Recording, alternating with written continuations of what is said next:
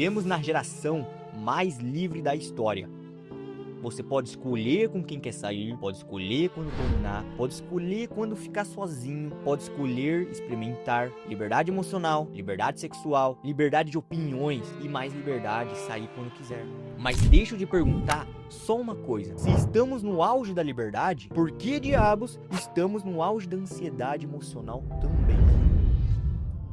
Segundo os dados da Organização Mundial da Saúde, os transtornos de ansiedade aumentaram mais de 25% globalmente após 2020. Mas mesmo antes disso, estudos já mostravam um crescimento consistente de sofrimento psicológico nas últimas 2 décadas. No Brasil, dados do IBGE mostram que as taxas de divórcio cresceram significativamente desde os anos 2000. Em 2004, o Brasil registrava cerca de 130 mil divórcios por ano. Em 2022, foram mais de 386 mil. Isso não é uma opinião moral, tá? Mais liberdade de terminar, mais pessoas terminando, mas aqui está um grande ponto. E terminar não é necessariamente o problema real. O problema é o padrão emocional que vem junto com tudo isso, cara.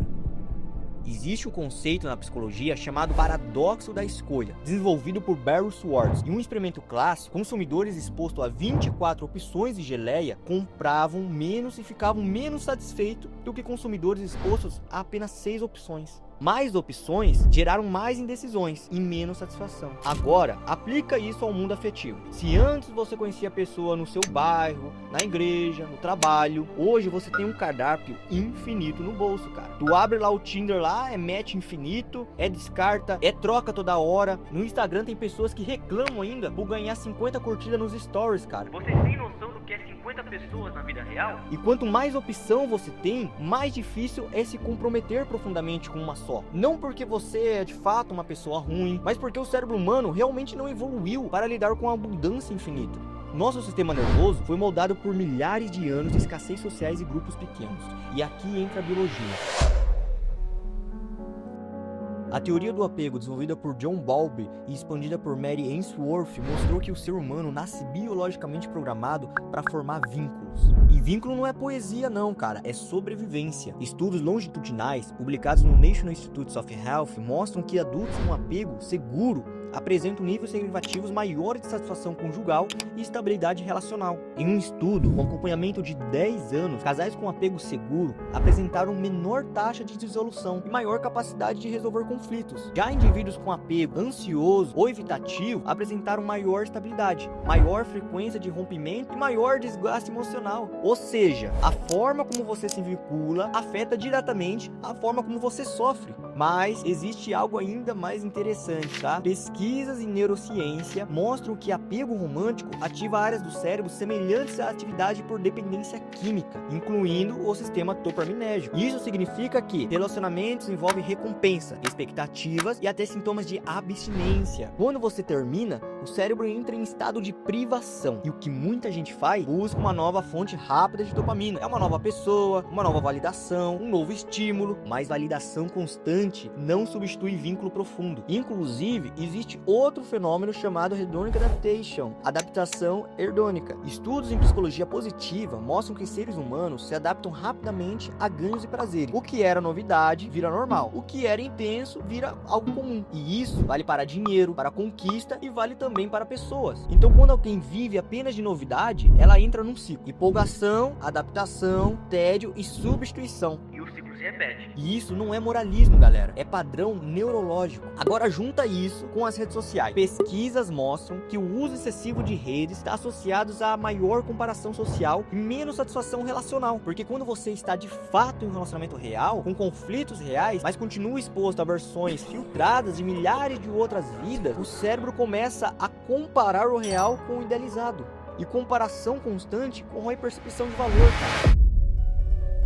Agora, vamos falar de um ponto delicado, tá? Antes, muitas pessoas permaneciam em relacionamento por necessidade estrutural, dependência financeira, pressão social e estigma. Hoje, permanece porque querem. Isso é evolução, é ótimo, mas também exige uma maturidade emocional muito maior. Porque liberdade sem maturidade vira impulsividade. E relacionamentos exige tolerância à frustração. A psicologia do desenvolvimento mostra que a capacidade de tolerar frustrações está ligada ao amadurecimento do córtex pré-frontal, região responsável por tomada de decisões e controle emocional. E essa região só atinge a maturidade plena por volta dos 25 anos. Ou seja, grande parte das decisões afetivas intensas são tomadas antes do cérebro atingir a maturidade completa. E isso não é crítica, é biologia.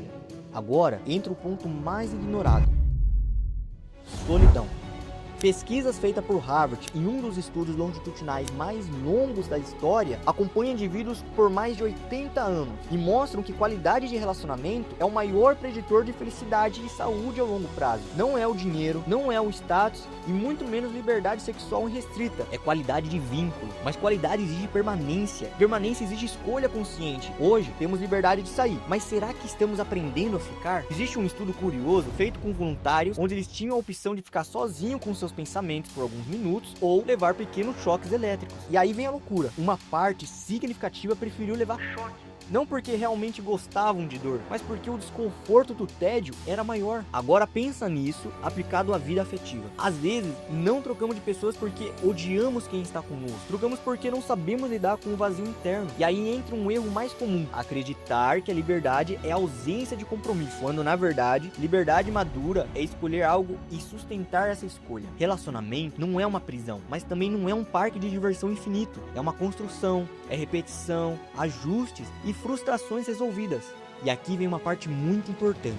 Nada disso significa que você deve permanecer onde existe abuso, desrespeito ou infelicidade crônica. A ciência, ela não defende sofrimento, mas também não romantiza fuga constante. Então qual é a solução? Não é voltar ao passado, não é demonizar a modernidade, não é atacar homens, muito menos mulheres. É desenvolver maturidade emocional proporcional à liberdade que temos. Significa aprender seu estilo de apego, trabalhar tolerância e frustrações, reduzir comparação digital, construir vínculos fora daquela lógica boba de catálogos, escolher menos e aprofundar mais. Até porque no final, liberdade sem direção gera vazio. Vínculo com consciência gera estabilidade. E talvez a crise dos relacionamentos não seja o excesso da liberdade, seja a falta de preparo para lidar com ela.